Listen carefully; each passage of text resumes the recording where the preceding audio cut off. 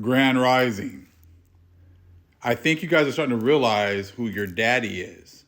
See, your presidents and your politicians have known who your daddy is for a very long time. They've just been told to keep quiet, told they couldn't tell you who their daddy really was. So you people, the Gentiles, other Psalms 83 people, have just been rolling along thinking that they have been serving the Most High when they've been serving the God of this world. And, the God of this world gave the opportunity to Yahushai to, to bow down, and he would give him all of the great things of this world. And our brother said, hell no. And now we've been awakened to do the same. We have been awakened to say, hell no to you guys as well. How are you going to offer me what's already mine? How are you going to offer me what's been on loan to you for a time, but eventually it's going to come full circle and come back to me, and our people? It's been promised that the world was made for our sakes, and everything in this world is going to return to the rightful owners. Now let's take a look at this Pawns in the Game book.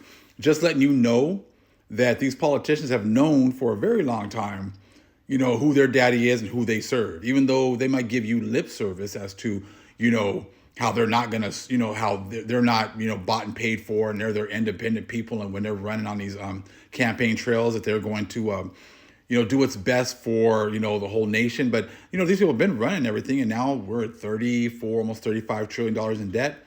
Everyone's disillusioned because now they're realizing that they haven't been serving the Most High power. Check this out. Now, this should sound very familiar, because it's quite what's happening right now. When the countries of the Western world were plunged into the economic depression of the 1930s, out of which only another war could lift them up. See, that's why they keep pushing this World War III, because they're in such a deep hole financially that they make it seem like the only way out of it is World War III, which is what happened in World War II, because history just keeps repeating itself, right? Out of which only another world war or another a war could lift them. President Franklin D. Roosevelt said, 60 families in America control the wealth of the nation. 1/3 of the nation's population is ill-housed, ill-fed, and ill-clad. 20% of them were working on WPA projects are in such an advanced state of malnutrition that they cannot do a day's work. So this is like even like right now, you got like a lot of people, like the world is being just held up with smoke and mirrors, because there's no foundation. The money now that they've been printing and whatever else has very little to no value. It's going to be going down really quickly now that the petrodollar is gone. So you got 20% of the world. Well, we'll just keep going here. Malnutrition and cannot do a day's work. I intend to drive the money changers from the temple. Roosevelt knew that unless he could drive the money changers from the temple, Roosevelt knew that unless he could drive the international bankers out of the modern temple of international finance, only a full-scale world war would relieve the chronic condition of financial constipation. Okay, they had brought about an international by withdrawing currency, restricting credits, and other financial manipulations. They grew richer while everyone else outside their select circle grew steadily poorer. And that's exactly what's happening right now.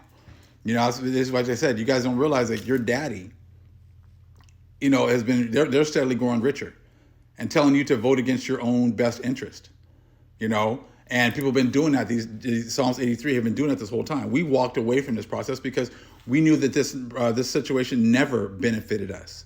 But they made you guys think that it did, right?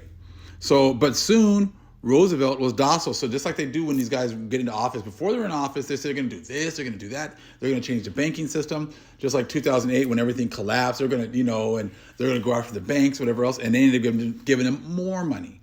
Just like right now, you guys know that those aren't the people. You hear all these Gentiles talking about Revelation 2 and 9 and 3 and 9, but then that's as far as it goes. Oh, these aren't the people. They're doing this or they're doing that, but then that's as far as it goes.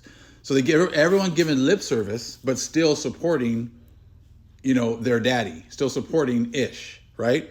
But check out. But soon Roosevelt was docile, just like all these Psalms 83 people. Oh, look at all the horrible things they're doing to Palestine, but then they get docile again.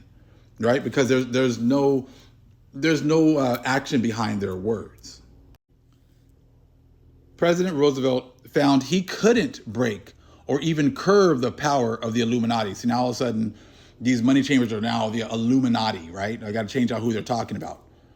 He was forced to lead his country into war against the only countries who held firm to the very policy he had so rashly announced soon after he was elected to office. So the people he was forced to go fight against were actually the real people who were actually fighting for the policies he, came into office spewing, right?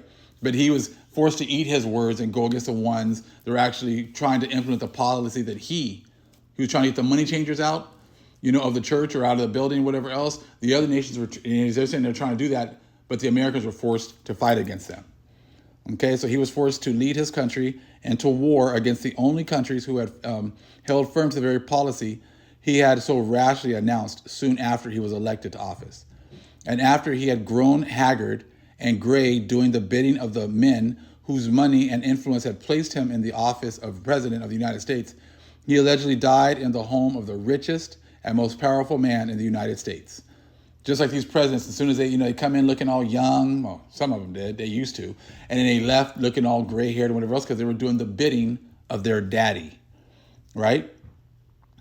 So again, this president of the United States had allegedly died in the home of the richest and most powerful man in the United States, Bernard Baruch, a man above all others who for the past 40 years at least had sat quietly in the background but was acknowledged the king over all American bankers and undoubtedly one of the select few who in our time has been the secret power behind the scenes of international affairs.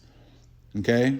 If this were not so, why does Winston Churchill and his son visit him so often? Why did Winston Churchill make his momentous announcement regarding the attitude towards political Zionism and peaceful coexistence immediately after his visit to Bernard Baruch in 1954? So just showing you again, hey, you're learning now who your daddy is.